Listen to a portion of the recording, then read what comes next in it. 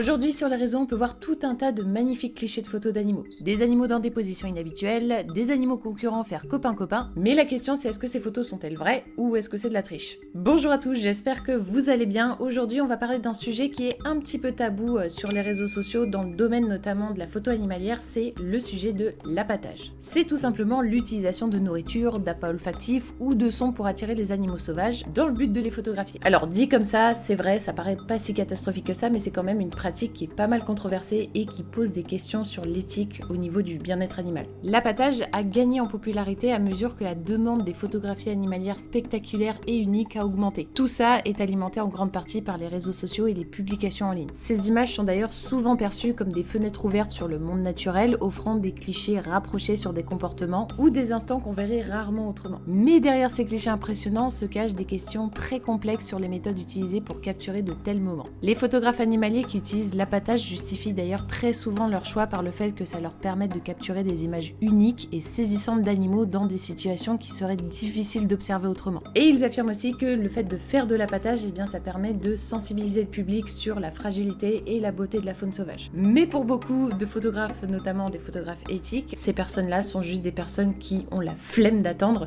et qui utilisent le moyen facile pour pouvoir avoir des clichés de ouf. Alors l'éthique dans la photographie animalière, ça soulève quand même quelques questions qui sont quand même tout de même fondamentales dans la manière dont on interagit avec la nature. Utiliser des appâts pour attirer des animaux, pour prendre des photos, pose quand même un problème du respect de leur bien-être et de leur comportement naturel. Donc est-ce que c'est justifiable de manipuler des animaux sauvages pour notre propre satisfaction, pour des gains, pour notre quête de popularité, pour la reconnaissance sur les réseaux ? Bon, évidemment, si vous me posez la question à moi, ma réponse sera non. Vous n'êtes pas sans savoir que la photographie animalière, c'est quand même très compliqué, surtout quand on veut photographier une espèce bien particulière.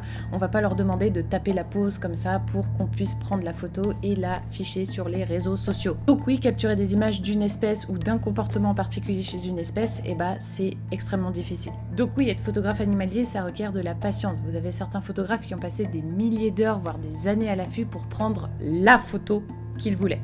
Les animaux sauvages sont souvent farouches et imprévisibles, ce qui rend les occasions de les photographier dans des conditions naturelles très rares et souvent loin d'être idéales. Donc je reviens à l'appâtage qui est une pratique qui permet à ces photographes de surmonter ces défis. Et tout ça en attirant les animaux dans un lieu déterminé où ils peuvent être photographiés de près et dans de bonnes conditions de lumière. Donc pour beaucoup, c'est quand même la technique du flemmard parce que vous avez beaucoup de ces gens-là qui payent des voyages et qui veulent être sûrs de ne pas avoir payé pour rien. Cette méthode est particulièrement prisée pour les photographes qui n'ont pas le temps ou qui ne veulent pas attendre et qui veulent des résultats propres et rapides. Et du coup, cette pratique s'est vue augmenter à cause de la pression des réseaux sociaux. Tous veulent obtenir des clichés spectaculaires et évidemment la reconnaissance. Vous l'avez vu, c'est comme les miniatures YouTube, on dit souvent putaclic, en fait les photos animalières c'est un peu la même chose. Donc c'est-à-dire que ça va être la photo la plus waouh, la plus ouf qui va capter le plus l'attention des internautes et avoir plus de likes, plus de follow, plus de partages, bla bla bla bla. Les photographes sont donc sous pression pour produire constamment des images spectaculaires pour se démarquer sur les plateformes de réseaux sociaux. L'appâtage devient donc un moyen rapide et facile pour assurer des prises de vue qui attirent les likes, les partages et les commentaires. Vous le savez, tout ce qui est like, partage, commentaire, ça contribue à avoir beaucoup plus de visibilité et de reconnaissance dans un milieu qui est ultra compétitif comme la photographie animalière. Et cette reconnaissance peut se traduire par plus de followers, influençant directement la carrière et la crédibilité du photographe. Je ne le dirai jamais assez, le nombre de followers que vous avez sur les réseaux ne fait ni de vous un spécialiste, ni de vous forcément quelqu'un d'éthique. Alors autre chose qui est assez flagrant, pour resituer un peu qui je suis, si jamais vous ne me connaissez pas ou vous venez d'arriver sur la chaîne, donc moi j'ai travaillé des années dans le domaine animalier et notamment j'ai passé ma vie à étudier tout ce qui est félin et en particulier les panthères des neiges. Je kiffe cet animal.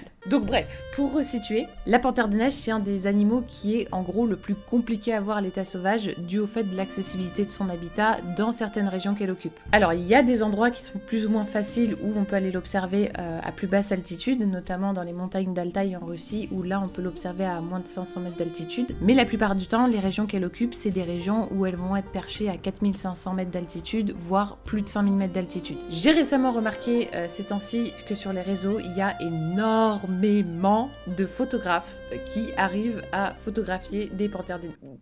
Je bave. Des panthères des neiges qui arrivent à prendre des clichés de malades de panthères des neiges, de super belles photos avec de belles lumières, des belles postures, des panthères des neiges qui chassent, des panthères des neiges qui courent, qui...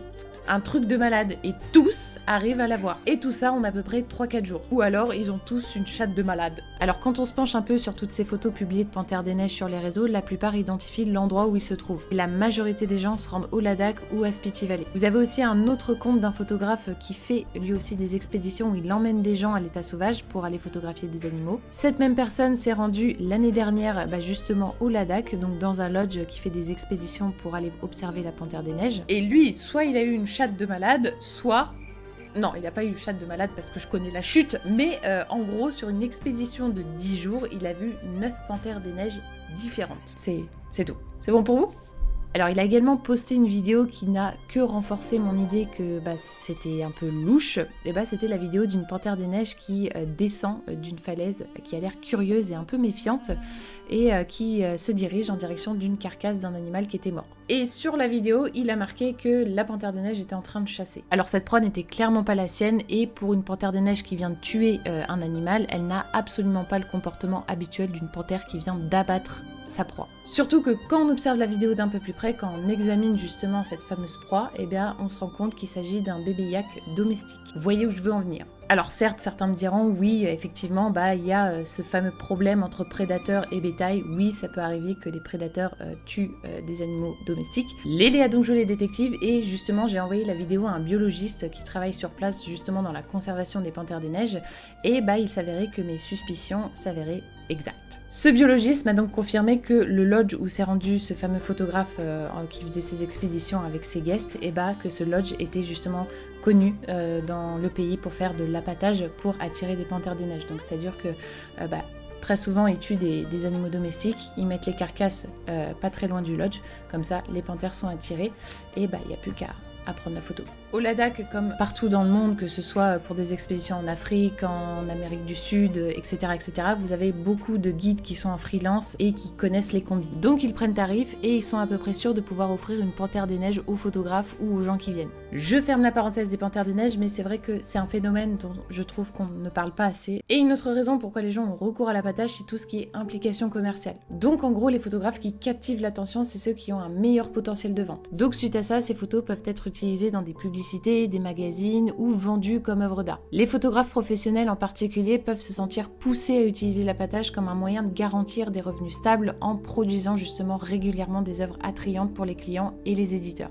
Donc oui, la dimension économique est vraiment un facteur à prendre en compte puisque c'est un puissant moteur de l'appâtage, surtout dans un contexte où la concurrence est féroce et où se distinguer peut avoir un impact vraiment significatif sur le succès financier. Et là, je vais en venir sur le pourquoi du comment l'appâtage peut avoir des effets néfastes sur les animaux sauvages. Premièrement, vous avez la modification des comportements naturels. Effectivement, l'appâtage peut perturber le comportement naturel des animaux en les attirant dans des situations qu'ils ne rencontreraient pas normalement. Ça peut les amener à modifier leurs habitudes alimentaires, leurs déplacements et leur interaction sociale, ce qui peut avoir des conséquences néfastes sur leur survie et leur reproduction. Deuxièmement, vous avez la dépendance à la nourriture humaine. Et oui, les animaux qui s'habituent à recevoir de la nourriture humaine peuvent devenir dépendants de cette source d'alimentation artificielle et totalement négliger leur source naturelle de nourriture. Ça peut les rendre plus vulnérables aux prédateurs, aux maladies et ça peut également perturber l'équilibre de l'écosystème local. Troisièmement, vous avez le risque accru de maladies et de mortalité. Et oui, l'appâtage peut favoriser la transmission de maladies entre animaux sauvages parce que ça rassemble des individus de différentes espèces dans un même endroit. De plus, les animaux appâtés peuvent être plus exposés aux parasites et aux prédateurs, ce qui augmente le risque de mortalité. Maintenant, on va parler de l'impact sur l'environnement.